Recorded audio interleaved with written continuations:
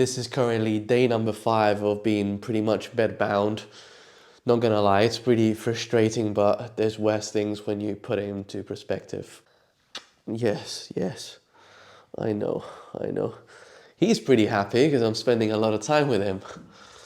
But anyway, last night I was thinking about trust. First of all, what is trust? The official definition is firm belief in the reliability, truth, or ability of someone or something. For a start, I thought this was a convincing definition. And I say that because I often find myself looking for definitions of words and feeling a bit unsatisfied, sometimes disappointed. But I think this was pretty straightforward. Then I started questioning myself on what makes something or someone trustworthy. And how do you measure trust? Can you measure trust? Usually when it comes down to a product or a company, you just look at their track record, right? You look at their social proof to verify their credibility, their trustworthiness. But when it comes to people, it's a bit more complicated, I think. Aside from the fact that you yourself might struggle to trust others, and we'll get to that later on as well, we usually go by the feeling when trusting someone. Of course, knowing facts or knowing other people's opinion about them, perhaps the people that are close to us, helps establishing the degree of trust that we want to put into them as we're getting to know them. But we're also aware that people change in either direction, more trustworthy or less trustworthy. And so how we feel about that person really dictates how much we trust them. So where is that feeling coming from, and how do we get people to perceive us as more trustworthy? And you might be quick in saying, well, of course it's all about honesty. If you're completely honest, you're trustworthy. But I don't think that's entirely true, quite simply because being honest requires the person to know the truth. The more truth you know, the more honest you can be.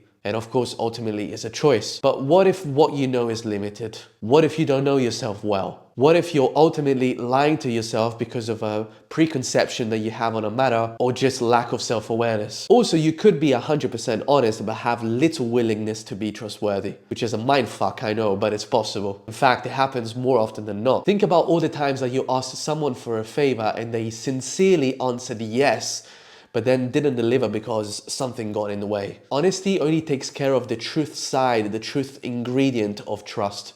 And so it's not enough. I think conscientiousness is a much better metric to measure someone's trustworthiness. Someone conscientious would do everything they can to do something well, to deliver, to stick to their word. If I say that I will do something, I will do it. And the more I succeed at building a rapport of doing so, and the more I become trustworthy. It will show in my track record, and it will come through in conversations, in the way that I express myself, in my confidence. And this is the point that I wanted to come to. Lack of confidence is often auto-induced by breaking your own trust. The thing about giving your word of doing something and not delivering is that, of course, it disappoints whoever is involved in the matter, but more importantly, it disappoints yourself. It breaks your own trust. And if you do it once, twice, 3 times, 10 times, all of a sudden you become unreliable, shifty, and to not be trusted. How many people you hear saying, I don't trust myself? It's very difficult to be trustworthy and to trust other people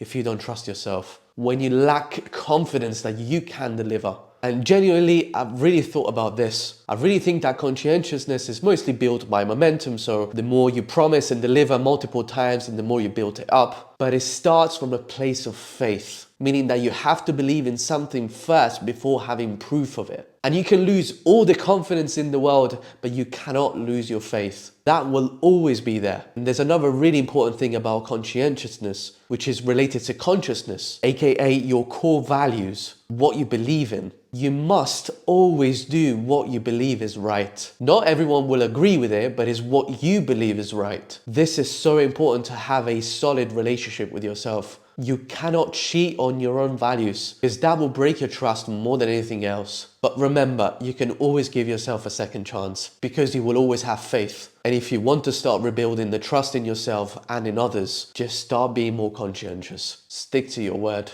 This is it for today, guys. Thank you so much for being here. If it's your first time watching one of my videos, I'm posting 1 vlog a day for an entire year. So don't forget to like and subscribe, and I'll see you tomorrow.